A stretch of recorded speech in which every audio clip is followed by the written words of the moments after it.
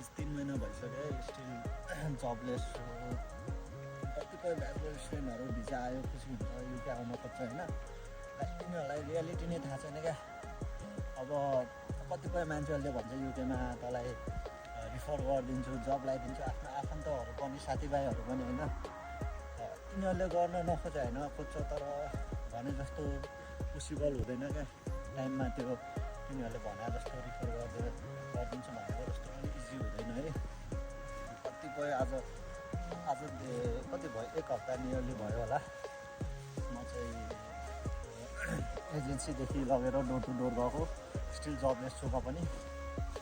अनि मेन कुरा कतिपय स्टुडेन्टहरू आउने हुनुहुन्छ होइन, नेपालबाट होस् या अन्य कुनै कन्ट्रीबाट। So if are coming bachelor होइन, सिधै भन्छु क्या, डोन्ट कम।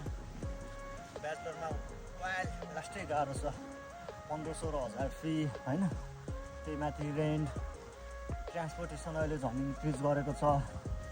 त्यसले गर्दा साह्रै गाह्रो भइरहेको छ स्टुडेन्टहरूलाई। कतिपय मेरै साथीहरू छ होइन, कतिपयहरू लाइक 1 इयर भयो जबलेस छ ऊ पनि होइन। त्यही हो, if you want to live your country for your better future please come completing master और bachelor degree so that you can get your better life.